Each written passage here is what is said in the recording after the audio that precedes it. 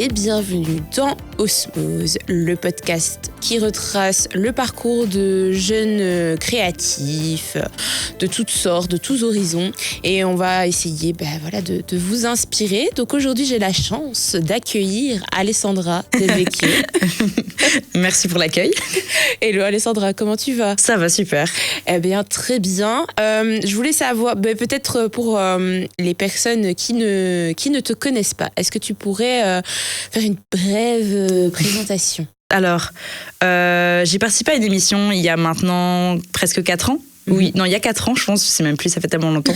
C'est en 2021, c'est N'oubliez pas les paroles. Et j'ai eu 16 victoires et je suis rentrée dans les plus grands maestros. 10e du classement. J'étais 10e du classement à l'époque. Maintenant, je suis environ 25e, je pense. Ok. Et donc, j'y retourne chaque année. Donc, voilà. En France, j'ai une certaine popularité, je dirais ça comme ça. En Belgique aussi, parce qu'on me reconnaît dans la rue. Donc, c'est grâce à la chanson que je suis connue. Ok, voilà, donc on va aborder le parcours d'Alès qui est quand même assez original. Et donc tu as 25 ans, c'est ça ? Oui. Tu as 25 ans. J'ai hésité parce que j'ai bientôt 26, donc... Tu as 25 ans encore ans. Pour le moment. Donc quand tu as participé à l'émission, c'était il y a 4 ans, donc tu en avais 21. Oui, j'avais 21, mais lors des... Ouais, non, les auditions, en fait, ça c'est toute une histoire, les auditions. J'ai dû passer 5 fois les castings, donc depuis que j'ai 18 ans, je passe les castings. Ah oui. Ouais.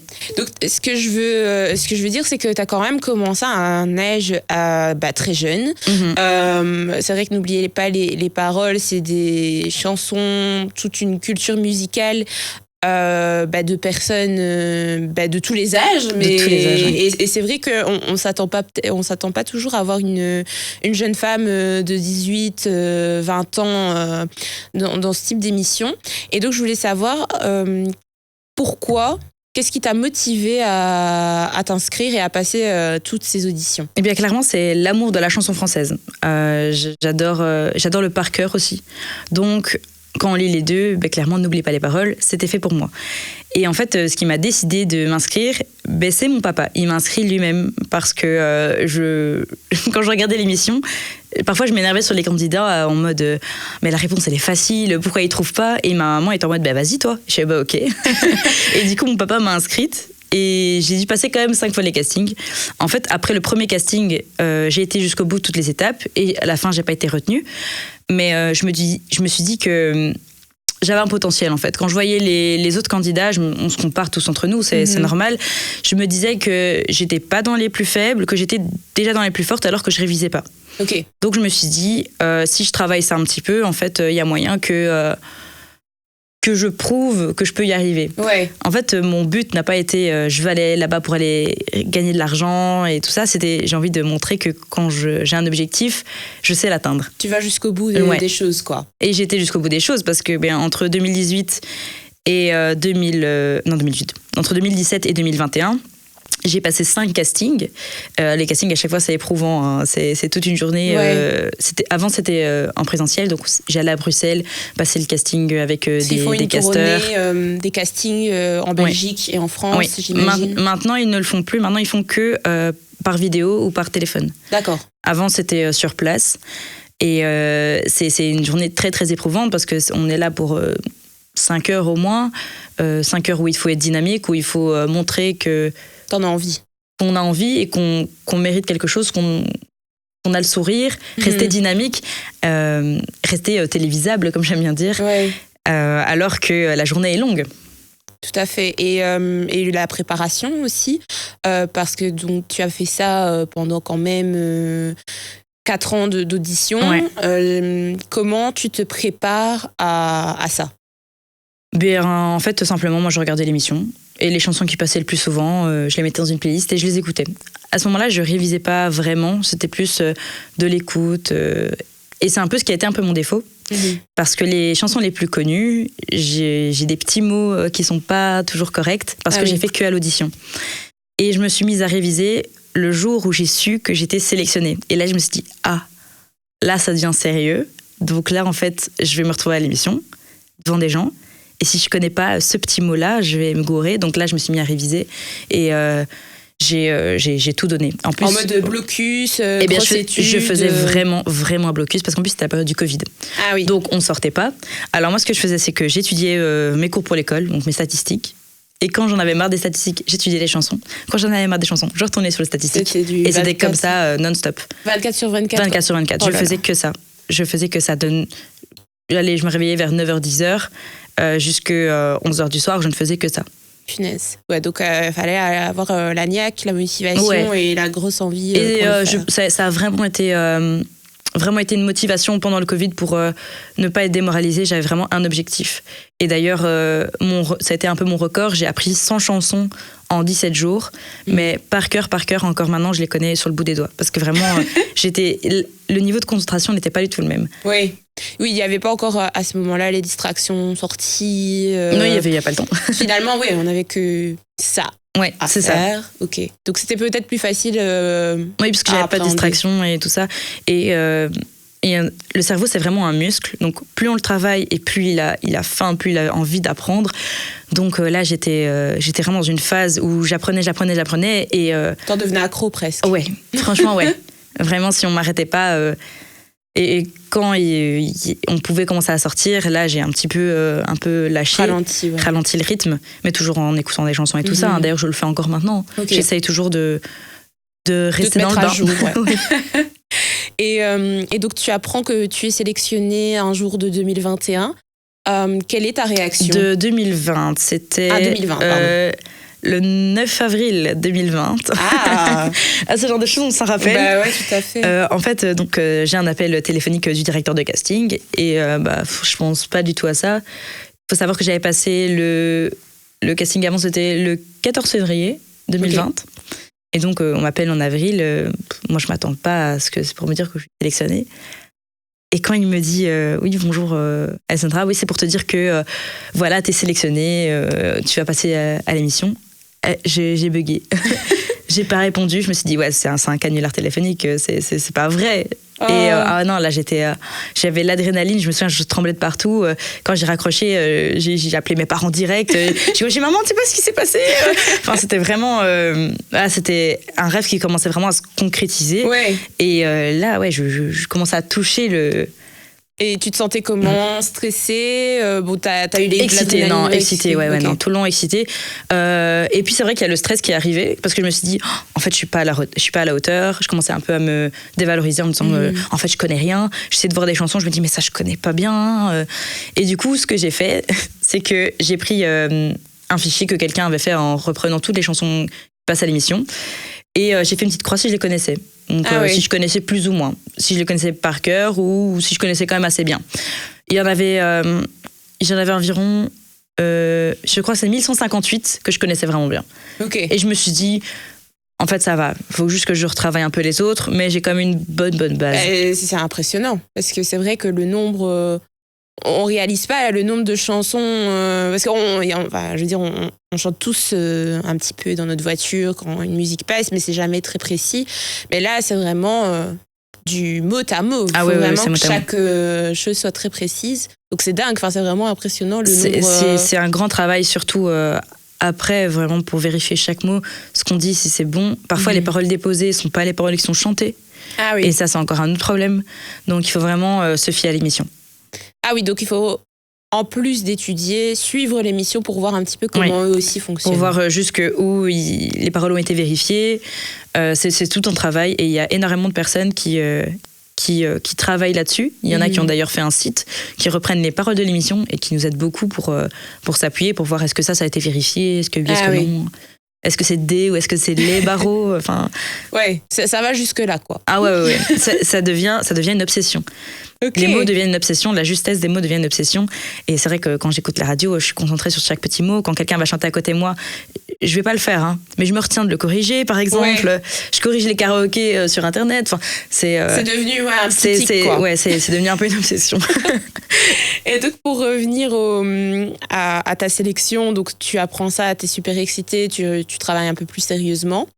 Vient les jours des tournages. Avant les jours de tournage, donc les jours de tournage c'était en décembre, mais donc, à la base on me téléphone en septembre en me disant tu passes dans une semaine. Donc moi, je suis toute contente. Donc, on t'appelle en avril pour te dire que je suis sélectionnée, mais je ne sais pas encore quand. Ok, mais tu n'as pas plus d'informations que ça. Et en septembre, on me dit, tu passes en septembre. Okay. Donc moi, je me prépare à fond. Ah, le mois même. Ouais. Je me prépare à fond. Je me fais même des ongles. Je fais des fossiles. Vraiment, c'est pas... Quand je suis pas en train de faire mes ongles et mes fossiles, donc vraiment, j'étais prête et tout. J'étais à fond sur les starting blocks et tout, j'étais là. Ouais. Et puis finalement, réglementation Belgique, France, Covid. Ils m'ont dit, finalement, on peut pas te faire venir. Bon, ok, pas grave. Et en décembre, ils me téléphonent le 14 décembre en me disant que je tourne le 20 ou 21. Ah oui, donc à une semaine près. Donc même psychologiquement, t'as pas vraiment eu le temps de te préparer. Ah non. Et au-delà de psychologiquement, il fallait préparer des tenues. Moi, je me dis, mais je ne sais pas quoi mettre. Parce qu'en fait, ils nous demandent de venir avec une valise avec 5 tenues au moins. Ah oui. Si pas plus, en fait, je me souviens plus exactement. Mm-hmm. Et il faut des trucs qui soient colorés. Pas trop froid, parce que c'est la période d'hiver. Mm-hmm. Mais en même temps, pas de noir, pas de blanc, pas de vert, parce que ça porte malheur au théâtre. Okay. Et donc, il y a plein de petites règles comme ça. On se dit, qu'est-ce que je vais mettre, en fait? Une tenue dans laquelle on se sent à l'aise. Ils favorisent les talons. Mais j'ai jamais été en talons. Hein, faut pas... Et il y a plein de petits trucs comme ça auxquels on ne pensait pas. Et en fait, donc, je vais au tournage. Donc, c'était un vendredi. J'arrive en retard, déjà. Ok. Ça commence toujours très bien. J'arrive en retard. Donc, à Paris? En fait, j'ai dormi sur place à Paris. Mm-hmm. J'ai une de mes sœurs qui habite à Paris. Et donc, il fallait être sur place à 6h du matin. Ok. Et donc, sur la route, on a des embouteillages. Genre, j'arrive à 6h10. Quoi. C'est pas non plus la panique. Mais j'avais déjà 5 appels manqués. Les casseurs qui me disaient, t'es où, vite, faut que tu sois là, t'es où? Donc, j'étais déjà très, très stressée. Ok. T'es pas arrivée sereinement. Ah quoi. Non. Je suis arrivée en plus du mauvais côté du studio. Donc, je suis face à quelqu'un, je lui demande c'est où. Et heureusement, cette gentille personne m'amène jusqu'au bon endroit. Un labyrinthe. Les studios là-bas, c'était labyrinthe. Ouais. Après même 4 ans, je m'y perds encore. Ok, ouais. C'est vraiment compliqué à s'y retrouver. Et il m'a dit, il m'a souhaité bonne chance. Et je pense que ça a été un peu ma bonne étoile ce jour-là. Oh. J'ai vraiment pris un boost de confiance. Et puis, directement, c'est passé habillage, maquillage, coiffage. T'as pas le temps de réfléchir, t'es dans le tournant du truc et bam, on y va. Ouais. Ah ouais, non, là, t'es à fond dedans. Et donc, même toi, t'as pas eu le temps de digérer tes émotions à ce moment-là, j'imagine. Ah non, donc le stress était totalement présent. Et en plus, j'ai encore fait une gaffe. Parce qu'évidemment, on s'arrête pas à une seule gaffe par journée. Ce serait pas drôle. Donc, en fait, on devait chacun apporter nos maquillages période Covid. Et je devais ouvrir le fond. La maquilleuse n'arrivait pas à ouvrir mon fond de teint. Et du coup, moi, gentiment, je dis, ça va, je vais l'ouvrir, moi. Et c'est vrai qu'il était un peu difficile. Donc, j'ouvre, je force. Et en fait, il éclate sur ma jupe. Oh, putain. Moi, je regarde, j'ai pas de réaction. La maquilleuse est en panique. Elle me dit, mais qu'est-ce qu'on va faire? Elle commence à appeler tout le monde. Elle prend des lingettes, elle est en train de frotter comme ça mes jambes. Et moi, je frottais aussi. Enfin, on savait pas trop quoi faire. Et moi, je rigolais. À la fin, j'en pouvais plus. Je dis, mais vous inquiétez pas, ça peut pas être pire. La journée ne peut pas être pire. Genre, j'éclate mon fond de teint sur ma jupe, quoi.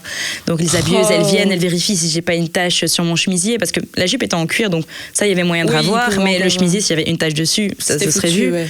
Et donc, par chance, j'en avais pas. Donc, le fait est que du coup, mon maquillage, c'était plus tard que tout le monde, parce que tout le monde était déjà maquillé, moi j'étais seulement à la phase 1. Donc je me suis fait maquiller en même temps que les musiciens, qui se demandaient un peu qu'est-ce que je faisais là. Donc maquillée après tout le monde a eu le temps de visiter le plateau, moi non. Donc on me dit, tu veux visiter le plateau en vitesse parce que Nagui va arriver. Donc moi je suis en mode, oui, je veux voir le plateau, je veux voir à quoi ça ressemble. Donc on me fait monter sur le plateau. Et donc, le public est déjà installé. Enfin, il y a tout est fait, quoi. Vraiment, je suis la retardataire. Vraiment, c'était... en star, finalement. Ouais. En star, arrivé. Voilà, je suis déjà à l'aise. C'est ça. Et à ce moment-là, il y a le chauffeur de salle. Il me montre une marche et il me dit, si tu tombes, tu fais genre que t'as super mal et tout ça, parce que ça, on diffusera pas à la télé. Si tu te relèves directement, ce sera juste une petite chute marrante et ça, on va diffuser à la télé. Ok. Donc, ok, ça va, je retiens. Donc, ne pas tomber. Je ne suis pas tombée. Ah. Mais ce qu'il me dit pour me rassurer, c'est oui, il y a une dame qui, une fois, est tombée et le lendemain, elle est décédée. Merci. Et moi, il me dit ça et en rigolant, je dis, mais c'est pas le truc qui va me déstresser. Donc, la casseuse qui m'accompagne, elle me dit, mais non, c'est pas vrai. Et puis, en fait, on a vérifié, en fait, c'était vrai. Ah. Donc, je ne savais pas trop comment je vais prendre cette information, mais ça a juste rajouté un petit... Tout était une journée très stressante. Rien était là pour te mettre dans de bonnes conditions. Et pourtant, tout était aligné au final. Mais oui. Et donc, tout ça se produit. Nagui, j'imagine, arrive. Nagui arrive et les tournages commencent. Donc ça s'enchaîne. On dit Virginie, c'est à ton tour, hop, elle y va, tous des noms comme ça. Et moi, j'attends, je suis sur ma chaise, je suis debout, vraiment, j'en peux plus. Je vois les casteurs, ils me regardent beaucoup parce que dans les coulisses, je veux pas faire la maline en mode regardez, je connais, mais quand personne ne trouve les paroles, je les dis. Donc c'est en mode, en fait, elle connaît quoi. Ok, elle connaît. Et puis donc il y a une Alexandra qui passe. Et donc je me dis, après une Alexandra, ils vont pas faire passer une Alexandra. Donc à ce moment-là, je suis sereine. Je suis dans le fauteuil comme ça, avec ma petite boisson, tranquille. Et après on me dit, c'est à ton tour. J'ai comment ça c'est à mon tour? Et j'avais la niaque. Je voulais arriver. Là, t'as été sur le ring et t'es partie en découdre. Ah ouais, vraiment. Et je les ai tous effrayés. Ah ouais. Et donc t'arrives sur le plateau. Là, t'es vraiment en mode je suis la candidate, je suis filmée, il y a le public qui me regarde, il y a des gens qui vont voir tout ce qui se passe là. À ce moment-là, tu penses pas au public, tu penses pas aux caméras, tu dis c'est mon moment, je le vis en fait. Et t'as réussi à en profiter alors? Ouais. Et en plus, première chanson que j'ai chantée, c'est Daniel Balavoine qui est mon chanteur favori. Donc je me dis waouh, trop bien. Entre les deux choix que j'ai, pour moi c'était du pépite quoi. C'était évident. Ah ouais. Trop bien. Et donc tu chantes laquelle de Daniel Balavoine? Aimer plus fort que d'être aimé. Ok. Puis en fait, la maestro avant, elle a raté ses 50 points, je pense. Les 50 ou les 30 points, enfin elle s'est trompée. Et moi j'avais les paroles. Et Nagui me demande si cette chanson fait partie des chansons que je connais par cœur. Et je lui dis non. Il fait ah ouais, ok. Donc elle dit, elle connaît les paroles comme ça, mais ça fait pas partie de ce qu'elle connaît par cœur. Ok. Donc déjà là, ça mettait la pression encore plus. Okay. Ce qui a mis la pression encore plus sur la maestro, je pense. Et c'est pas chouette de dire ça, mais c'est quand même une compétition. Oui. On est tous bienveillants les uns envers les autres, c'est sûr. Mais c'est chacun pour soi quand même.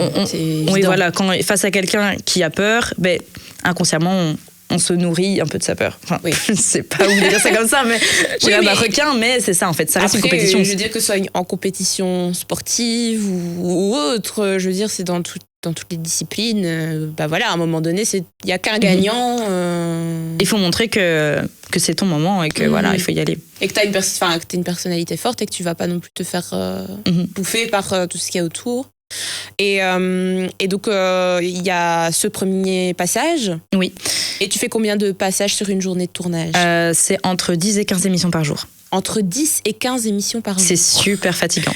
Et ça dure de quelle heure à quelle heure? On était sur place à 6h du matin. Bon, les tournages commencent vers 9h. Et on a fini vers 20h30, 21h. Ouais, donc c'est des grosses journées. Et ça, 5 jours d'affilée? Pas spécialement, ça dépend des jours de tournage. C'est pas des jours, en fait c'est pas d'affilée, ok. Non, c'est pas d'office d'affilée. Parfois il y a des jours d'affilée, mais c'est pas d'office comme ça. Moi j'ai tourné un vendredi, puis du coup j'ai eu le week-end et j'ai retourné le lundi. Et le week-end, j'ai dormi non-stop. Un week-end complet à dormir. On a fait un aller-retour Belgique-Paris parce qu'il fallait me rechercher des vêtements. Ouais. Et pour les vêtements, c'est ma sœur Laetitia qui m'a beaucoup aidée. Et elle me dit vas-y, essaye ça. Et je m'endormais en essayant les vêtements, quoi. Je faisais que dormir pendant un week-end complet, j'ai dormi. En même temps, ça t'a demandé c'est épuisant, c'est beaucoup d'adrénaline. Donc, fallait se dire que juste mon premier jour de tournage, j'avais déjà fait 10 victoires.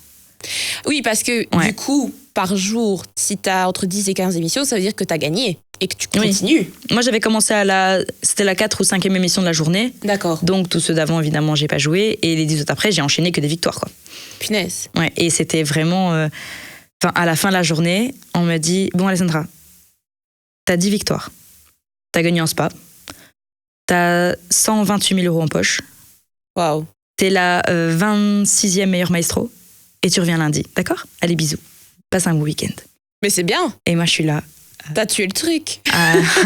Genre, qu'est-ce qui se passe, quoi? Enfin... tu commences à dire, il y a un truc qui va se passer, quoi. Tu réalises pas. Non. Après, je suis rentrée chez ma sœur et on me parlait et j'étais dans le vide comme ça. Je dis, qu'est-ce qu'il y a? Ah ouais, pardon, vous m'avez parlé. Je tremblais un peu et non, j'étais pas bien. Vidée. Ah ouais, mais j'en ai pas parlé à mes parents de ce qui s'était passé. En fait, j'ai dit à mes parents que un musicien était un peu malade et que du coup, ils ont arrêté les tournages plus tôt et que j'ai pas pu tourner, mais que du coup, je devais retourner lundi. T'as dit à personne que t'avais gagné? Après, j'ai dit à mes parents après le week-end, je leur ai dit, oui. ouais. Mais j'ai dit à personne combien. J'ai dit à personne où j'en étais. Pour quelle raison? La surprise. Ok. La surprise. S'il y a une personne à qui je l'ai dit, c'est Christopher, donc c'est un de mes meilleurs amis, qui est passé à l'émission juste après moi. En fait, on s'est rencontrés grâce à l'émission. Trop bien. À mon 3e casting, qui est aussi son 3e casting à Bruxelles. Et vraiment, on s'est liés d'amitié. Et du coup, à lui, je lui en ai parlé directement. Après, il avait d'autres sources qui lui disaient quel était mon parcours. Et lui, je lui ai dit directement. Et il pleurait de joie au téléphone. Oh. C'était ouf, parce que même moi, je pleurais pas. Oui, tu réalisais pas encore. Ah non. Mais après, je suis pas du genre à être très émotive.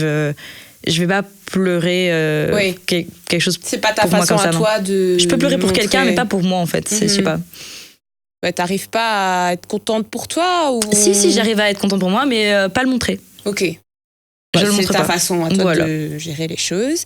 Et donc le lundi, tu y retournes. J'y retourne. Et là, pareil, ça se passe un peu mieux, moins de malchance quand même. Nous, ça va. Là, la route est tracée. En plus, je viens un peu plus tard parce que du coup, les candidats, ils arrivent avant. Le maestro, il arrive un petit peu après. Donc, je ne peux pas rencontrer les challengers. Ah oui. J'ai eu l'occasion de parler avec un, qui sera d'ailleurs celui qui va m'éliminer. Et en fait, il est très actif, il saute un peu partout, il m'impressionne un peu. Et je pense que, du coup, lui s'est nourri de ma peur. Ah ouais. Et c'est ça que je disais, au final, c'est un jeu, c'est une compétition, c'est chacun se nourrit, la peur de l'autre. Tu donnes. C'est ça. Okay. Et cette journée-là, j'avais faim. C'est important de le dire parce que j'avais faim. J'étais fatiguée. J'étais à côté de mes pompes. Par moments, j'étais vraiment dans la lune. Mais c'est parce qu'en fait, le vendredi, on a une pause midi où on mange. Et le lundi, on n'en a pas. Ah oui. Et moi, du coup, j'étais pas au courant. Donc, j'avais pas assez bien déjeuné. Donc, t'avais rien pris avec toi on n'a pas le temps de manger de toute façon. Entre deux émissions, c'est à peine le temps si j'ai le droit d'aller aux toilettes. Ça s'enchaîne. Ouais. C'est très intense. Ouais, et c'est un effort physique extrême. Vraiment, on se rend pas compte, mais être debout, sourire, chanter, danser et stresser, ça fait perdre du poids très vite. Hein. Mais oui, parce que ce que je me dis, c'est que entre le moment où tu tournes ta première émission de la journée et que tu tournes, je sais pas moi, la 4e ou 5e émission de la journée, tu dois avoir la même énergie. Ouais. Faut pas montrer que des heures sont passées. Enfin, faut que les gens qui regardent l'émission aient l'impression que chaque émission, c'est une nouvelle journée finalement. Exactement. Ouais. Et c'est vrai que ça c'est vraiment difficile. D'ailleurs, ma première journée de tournage, ça s'est vraiment vu entre la première émission où je sautais partout et la dernière où je souris beaucoup moins. Parce que je suis fatiguée et je me balance un peu plus. Enfin, les mimiques sont différentes. Ouais, humainement, c'est normal. Et d'ailleurs, il y avait le directeur des castings qui me dessinait un petit bonhomme qui sourit en mode « Vas-y, garde la pêche, souris, tu peux le faire. » Et là, je me rappelais « Ah oui, c'est vrai, je sais sourire. » Ouais, très télé, en mode... On se reprend. Ouais, voilà. Il faut vivre le moment, il faut se reprendre parce qu'il ne faut pas montrer qu'on est fatigué. Ouais, c'est normal. Et donc le lundi, comment ça se passe? Le lundi, donc je fais 7 émissions, enfin 6 victoires. Et la 7e émission, je perds. Et honnêtement, j'étais pas triste de perdre. D'accord. Parce qu'on me dit que je vais revenir. C'est ce qui est déjà incroyable. Je viens rêve éveillé. J'ai gagné une grosse somme d'argent que je perçois pas encore. J'ai pas encore la valeur de l'argent à ce moment-là. Je suis étudiante. On me dit, ouais, voilà, t'as gagné 220 000 euros. J'ai dit, ok, super, je peux revenir quand? Plutôt ça la question. Ouais, toi t'étais vraiment plus pour l'émission, l'amour que tu lui portais que pour vraiment l'aspect financier. Je suis près de Nagui est mon pote quoi. C'était surtout ça, que c'était vivre le moment, profiter de chaque instant. Et donc quand je suis sortie de là, tout le monde dit « Oh, je suis vraiment désolée ». Moi, j'ai dit « Mais non, je suis contente. Et je peux manger, en plus. » Ouais. Déjà, mais t'étais déjà, en fait, très heureuse de ce que t'avais pu atteindre. Et j'ai été au-delà même pas de ce que j'espérais, parce que de base, j'avais pas d'espoir en mode il faut que j'atteigne ce point ou quoi. Moi, je voulais juste être maestro, donc prendre le micro d'argent et prouver, comme je l'ai dit à mes amis, que je connaissais des paroles et que je rigolais pas quand je disais que oui, je connais des paroles.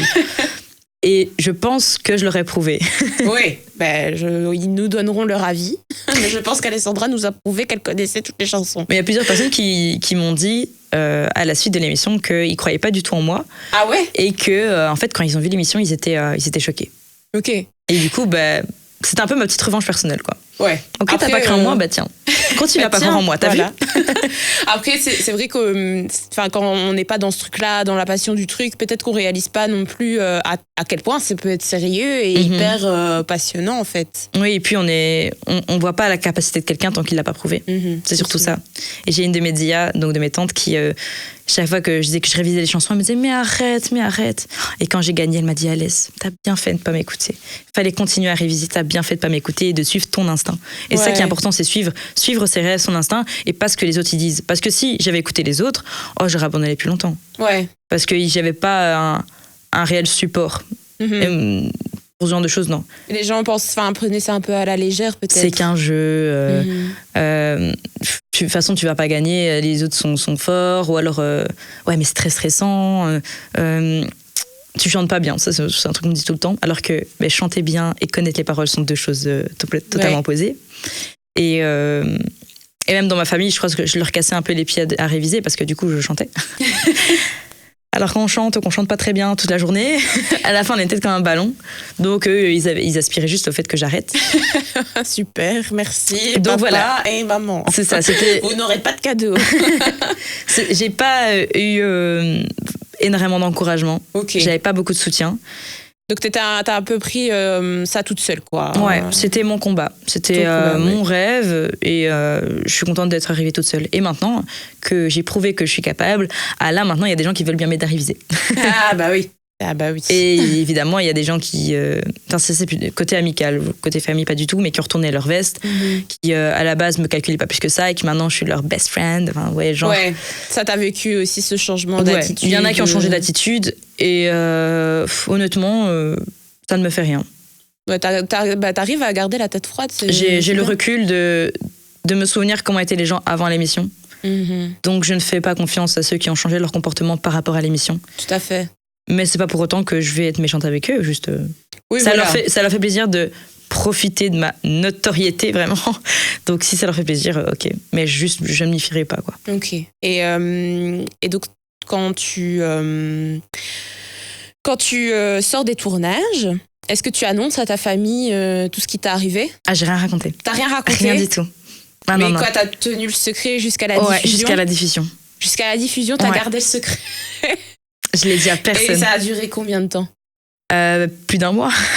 Plus d'un. Donc, entre la fin des tournages et la diffusion, il y a eu un mois. Il y a eu un mois. Et puis, j'ai été diffusée pendant 2 semaines. Donc, du 8 janvier au 18 janvier. Okay.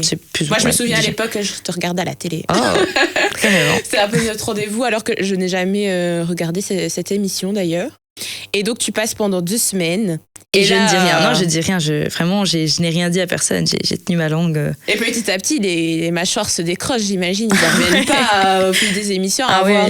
J'avais filmé la réaction de mes parents à ma première victoire. Parce que ma première victoire, directement, j'arrive, je fais 20 000 €. Donc le maximum. Ok. Et j'ai filmé mes parents et je les vois faire « Non, elle y va ? Non.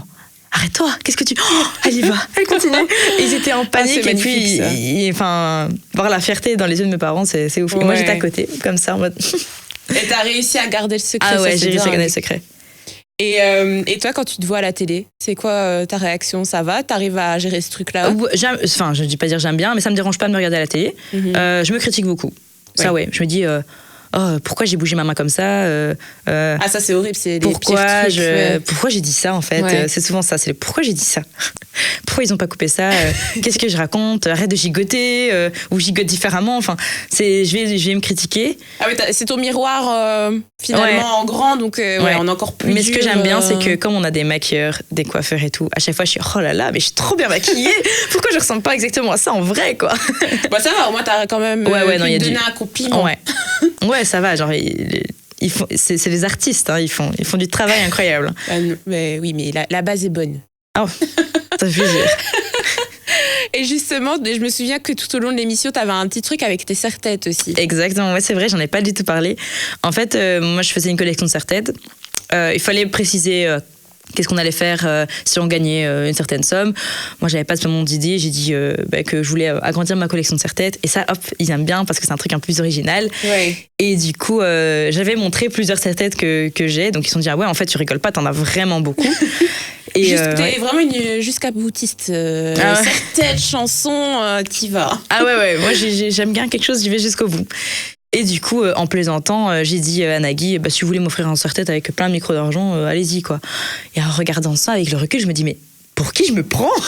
Pourquoi je dis ça? Genre, j'ai même pas encore gagné à ce moment-là, hein. J'ai pas de victoire, j'ai rien du tout. Et je dis ça comme ça. Donc Nagui, déjà, il est surpris parce que j'arrive à l'aise, quoi, très à l'aise. T'as été audacieuse, c'est bien. Ah ouais, mais avec le recul, je me dis, fou. T'as eu les couilles. Comment j'ai osé, genre, devant Nagui, devant tout le monde, genre, vas-y, donne-moi un serre-tête, hein. Ça faisait vraiment, je suis chez moi. Et justement, il m'a fait la surprise de m'offrir un serre-tête. Dès que j'ai gagné, en fait, il me donne un serre-tête avec une couronne. Il était rose, pailleté. Et à la fin des victoires, de tout mon parcours, il me l'offre en me disant, mais voilà, tu peux repartir avec.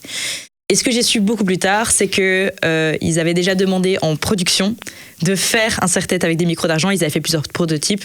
Bon, parce qu'ils savaient que... Ils espéraient que je reste. Oui. Ils espéraient que je reste. Donc, ils se sont dit, vas-y...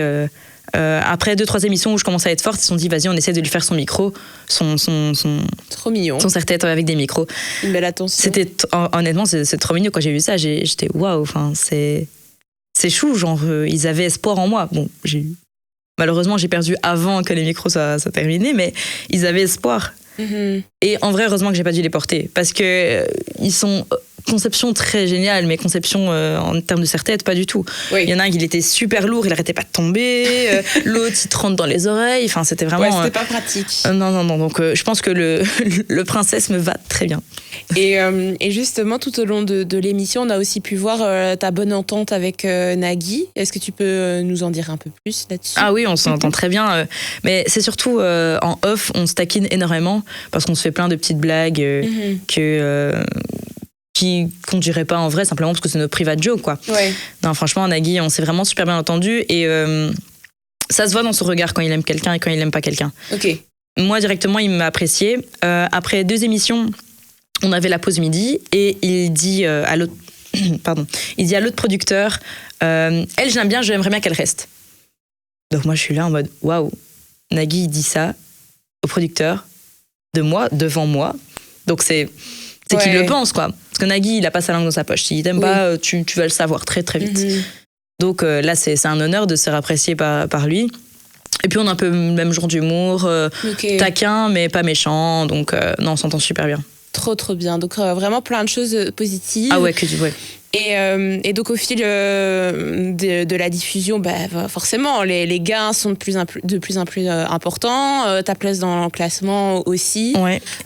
J'imagine que c'est j'ai des messages tous les jours. Ouais. Et là, c'est une folie parce qu'en fait, je reste collée à mon téléphone parce qu'en fait, j'essaie de répondre à tout le monde. Ouais. Sauf que les messages, c'est d'une façon exponentielle qui se multiplient. Ça n'arrête pas. Plus je gagne et plus j'ai de messages. Yes. J'en viens à créer une page Facebook, vraiment. Mais où je reçois encore actuellement toujours des messages. Hein. Mais c'est incroyable. Je veux dire, toute l'excitation, l'effervescence qu'il y a autour de cette émission, parce que les gens sont vraiment très attachés. C'est très familial comme émission. Aux participants, en fait. Mm-hmm. C'est très, très, très familial. Faut dire que le participant, s'il gagne et qu'il revient, tu le vois toujours. Tous les jours, tu es avec lui au moment de manger. Ça devient comme un membre de la famille. Ouais. Et il y a plein de gens qui m'ont envoyé des messages qui m'ont beaucoup touchée en me disant que j'étais leur rayon de soleil de la journée et que j'arrivais à leur donner du sourire quand ils étaient, pour certains, en dépression ou malades. Donc, je me dis, waouh, moi, j'ai juste chanté pour moi et en fait, j'ai eu un impact sur des gens. Ouais, et ça, c'est ouf de se dire ça. Donc c'est pour ça que je prenais vraiment à cœur de répondre à tout le monde. Mais le problème, c'est qu'il y a certaines personnes qui considéraient après qu'on avait un lien particulier d'amitié et du coup, si je répondais pas, se sentaient pas bien et me disaient qu'est-ce qu'il y a, j'ai fait quelque chose de mal, tu me fais la tête. Ouais, les relations parasociales c'est ça. Trop poussées. Et du coup, je me suis mis un stop et je me suis dit, je lis quand même des messages et tout, mais j'y réponds toujours avec une plus grande distance que j'ai pu le faire avant. Mais c'est des choses qui s'apprennent avec le temps. Oui. Parce que justement, toi, comment t'as vécu ce truc-là? Est-ce que ça te mettait pas mal à l'aise ou non. Ou ça te faisait juste très plaisir et t'as réussi à bien gérer? Franchement, ça me faisait plaisir. J'ai pas eu de côté très négatif. Bon, quelques dick pics, mais bon, ça va, on s'était attendu. Mais contrairement à beaucoup d'autres maestros, sur Internet, dans les commentaires, j'avais beaucoup de retours positifs. Okay. Les gens m'appréciaient vraiment. parce que j'étais jeune, souriante, dynamique et je me prenais pas de haut. Et je suis pas restée très longtemps. Parce que plus on reste longtemps, plus on a de haters. Oui, c'est forcément. Ça aussi. Ouais. Et du coup, moi, je suis pas restée assez longtemps pour en avoir. Donc, en vrai, j'ai eu que le côté positif des réseaux sociaux, de l'entourage des gens. Psychologiquement, tant mieux. Ouais.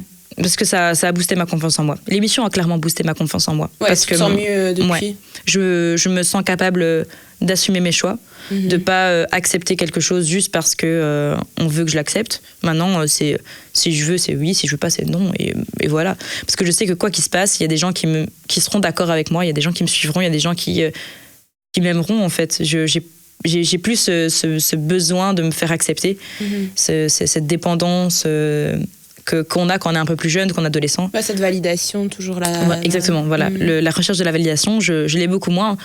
Parce qu'en plus, c'est vrai que j'avais 20 ans, 21 ans. À ce moment-là, c'est le moment aussi où on est dans une phase où on quitte l'adolescence. Parce qu'en fait, j'étais encore aux études, donc je considère que j'étais la fin d'adolescence, début d'adulte, et on est encore en recherche de validation un peu tout le monde, que ce soit les amis, la famille. Oui, t'es en manque d'expérience. Oui, aussi. c'est ça. Et du coup, l'émission m'a vraiment aidée à me dire que si je veux quelque chose, je peux l'avoir, parce que je m'en donnerai les moyens pour y arriver. Et qu'importe les obstacles qui sont autour de moi, je peux y arriver et avoir confiance en moi. Ouais, en fait, t'as vraiment achevé un but. Et c'est vraiment, c'est hyper... Enfin, j'imagine que cette sensation de toucher son rêve des doigts, qui s'est enfin matérialisé, qu'on s'est dit, putain, j'ai achevé ce truc-là qui me paraissait inatteignable. C'est vrai que finalement, tu dois tellement te sentir apaisé. C'est dingue parce que quand il y en a qui parlent de leur rêve plus tard, moi, je me dis, mon rêve, je l'ai déjà vécu. Donc, à partir de maintenant... tous les jours de ma vie sont un bonus. Et c'est vrai que je prends aussi la vie beaucoup plus légèrement grâce à ça. Putain, c'est fou. Parce que je me dis, voilà, moi, mon rêve, il a été fait. Maintenant, on vit, en fait. Maintenant, c'est vivre. Et justement, qu'est-ce que tu en as fait de l'après? Comment s'est passé l'après? Donc j'imagine que tu as l'aspect, on a parlé donc de l'aspect social, les gens qui ont changé de comportement, mais aussi tous les messages positifs qui te sont arrivés, et voilà, tu arrives à gérer ce truc-là. Mais tu as aussi l'aspect financier, parce que tu te retrouves quand même avec une certaine somme d'argent et tu te dis, qu'est-ce que je vais en faire? Oui, c'est sûr que... Alors j'ai pas tout dépensé comme ça. Donc j'étais étudiante à ce moment-là et j'ai continué mon job étudiant déjà, alors que en général quand tu gagnes 220 000 euros, t'es pas obligé de continuer ton job étudiant. Non, j'ai continué. Après je dépensais un peu sans compter, mais je reste quand même de base très très économe. J'épargne beaucoup, donc je faisais quand même attention à ce que je dépensais. J'ai pas changé mon train de vie du tout en fait. Après t'as quand même une certaine éducation financière, donc je pense que tu savais aussi comment... La valeur de l'argent, le gérer et tout ça. J'ai acheté un appartement en Espagne aussi. Donc, et un Laluvia. Donc en fait, voilà, j'ai investi dans l'immobilier et puis j'ai de l'argent sur le côté. T'as fait un beau voyage quand même J'ai fait un voyage en Thaïlande. J'ai été avec des amis. Mais toujours en regardant en fait à pas vivre comme une riche en fait. Oui. Donc j'ai travaillé directement dès que j'ai terminé mes études, alors que j'aurais très bien pu faire une année sabbatique par exemple. Mais non, j'ai travaillé directement. Et j'ai assez d'argent de côté pour maintenant ouvrir ma propre pizzeria. Donc là, c'est le projet numéro 2 qui vient. Qui t'arrive. Et est-ce que tu disais que tu as déjà réalisé ton rêve, mais quels sont tes prochains objectifs? Donc tu vas ouvrir la pizzeria. Et après, ça va être des objectifs... En fait, c'est professionnel principalement. Ouais, professionnel. Je veux dire, objectif familial, fonder une famille, avoir des enfants sera un peu plus tard. C'est pas du tout mon objectif pour le moment. Là, c'est vraiment, je veux me donner à fond dans la pizzeria, comme j'ai pu me donner à fond dans l'émission. Et le fait aussi de retourner encore à l'émission, ça reste toujours un objectif. Vu que chaque année, je peux y retourner comme je fais partie du classement des meilleurs, eh bien, j'ai toujours cet objectif de montrer que je mérite ma place dans le classement. Ok. Donc, ça se joue entre les deux là. Ça, c'est vraiment mes objectifs. Trop bien. Et justement, comment fonctionne l'après? Donc, tu continues à participer à des tournées? Tournée, on en a fait une. Okay. En fait, on a fait une tournée. D'ailleurs, j'ai fait des scènes. Non, mais quand on se retrouve devant 4000 personnes aux Zénith de Lille, on se dit waouh. Ouais, c'est dingue ça. Des gens avec une pancarte avec ton nom ou avec des serre-têtes pour dire coucou, j'ai pensé à toi, et tu te dis waouh. J'ai fait aussi l'Olympia de Paris. Waouh, magnifique. C'est incroyable. Mais surtout que les gens, ils viennent vraiment pour vous voir, parce que comme tu dis, désolé de te le dire, mais apparemment, tu ne chantes pas très bien.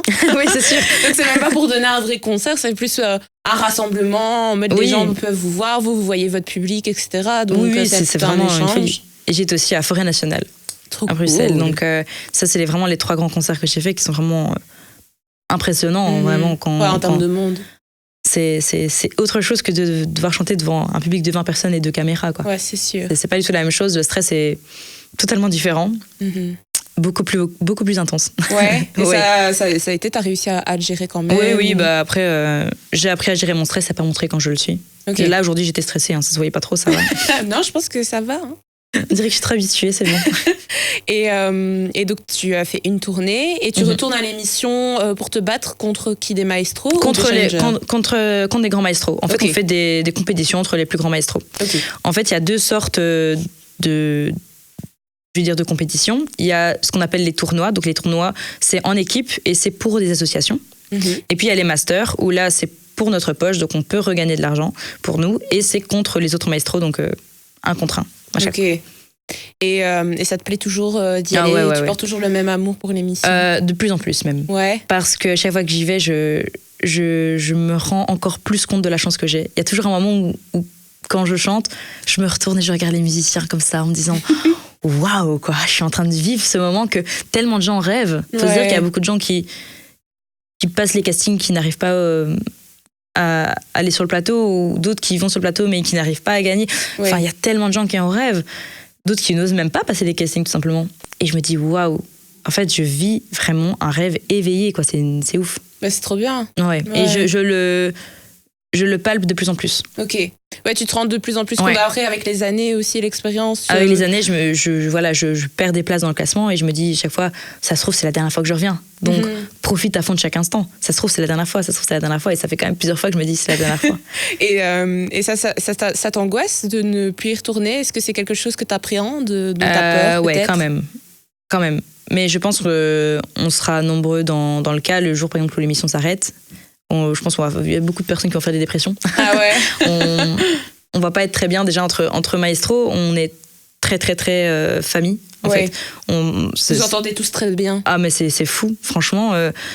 On pourrait dire ouais, c'est de la télé, ils font semblant. Non, mais on est réellement une famille. Tous les jours on s'envoie des messages. Dès qu'il y a un truc on se raconte. Enfin c'est vraiment une famille. C'est ouf.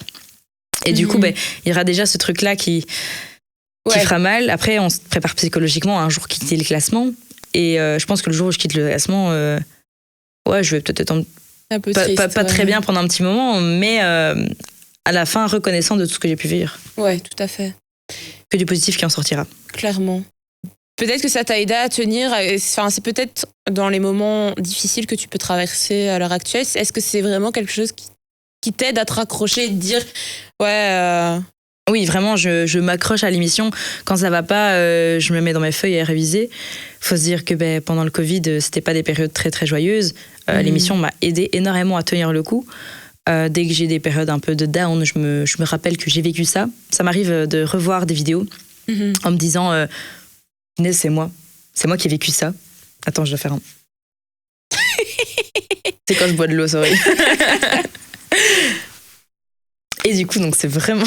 Et donc tu revois l'émission, parfois tu revois encore des extraits et ça te replonge dedans? De temps en temps, oui. Et ça va être très très narcissique de dire que je regarde à nouveau des passages, des moments que j'ai vraiment appréciés à l'émission. Mais ça me booste en fait. Je me dis, punaise, là, t'étais là. Donc arrête d'être là, tu peux grimper et être un peu plus au sommet. Donc non, ça me booste énormément. Moralement, c'est vraiment une aide incroyable. Mais c'est sûr que c'est beaucoup de pression aussi en plus. Parce que la période où je sais que je vais retourner au master, je vais me réviser encore plus et je me dévalorise en me disant je suis pas capable, je suis pas assez forte, pas autant que les autres, j'y arrive pas, nanana. Et du coup, ça m'apporte aussi beaucoup de stress, mais je pense que globalement, c'est plus le positif qui va m'apporter. Tout à fait. Et qu'est-ce que tu retiens de ces périodes aussi où tu as beaucoup étudié? Tu disais tout à l'heure que le cerveau est un muscle. Et est-ce que maintenant, c'est des choses que tu as gardées je sais pas, est-ce que ça a développé ta curiosité? Est-ce que maintenant, tu as peut-être soif d'apprendre d'autres choses ou de te lancer de nouveaux défis? J'ai toujours été très curieuse dans plein de choses, mais je vais pas commencer à étudier les encyclopédies des animaux, même si j'adore ça. C'est pas mon objectif. Non, je reste focus pour le par cœur sur les musiques. Et en fait, j'ai juste pas changé ma manière de voir les choses. Je reste toujours curieuse de plein de choses. Mais c'est vrai que, comme je dis, le cerveau est un muscle. Là, il faudrait que je le retravaille un petit peu parce que réapprendre une chanson par cœur, ça devient un peu plus difficile. Au début, ça te prend 2 jours pour apprendre une chanson par cœur, puis 1 jour, puis moins. Et parfois, il faut la revoir tous les 2 semaines. Enfin... C'est difficile, c'est un travail. Et au début, tu rames. Au début, tu rames, mais à la fin, si t'étudies pas un truc, tu te sens pas bien, quoi. Ça devient maladif de devoir réviser. Trop marrant. Et pour conclure, qu'est-ce que tu dirais, qu'est-ce que tu donnerais comme conseil aux gens que toi tu retiens de ton histoire, de ton parcours? Qu'est-ce que tu pourrais dire à des jeunes qui ont peut-être pas assez confiance en eux, ou des gens qui doutent d'eux-mêmes ou qui voudraient se lancer dans quelque chose? Qu'est-ce que tu... Et malheureusement, il y en a beaucoup trop qui doutent. Et moi, je dis, franchement, faut croire en ses rêves. Parce que moi, il y a tout le monde qui doutait de moi. Et même moi, j'en arrivais à douter de moi-même. Et au final, quand on veut quelque chose, on est capable. Et je pense que c'est donné à tout le monde. Chacun a son rêve. Chacun est capable de réaliser son rêve. Chacun est capable de réaliser son rêve. Et vraiment, il faut y croire. Et si t'y crois pas, qui va y croire à ta place, en fait? Donc, il faut se donner les moyens. Et même si c'est difficile, sortir de sa zone de confort, si on est un peu timide, quand même essayer de se donner la force d'y arriver. Et si on se donne la force d'y arriver, en fait, on peut déplacer des montagnes. Tout est possible. Écoute, merci beaucoup à Alessandra pour tes précieux conseils et d'avoir partagé ton histoire avec nous. On se dit à bientôt. À bientôt.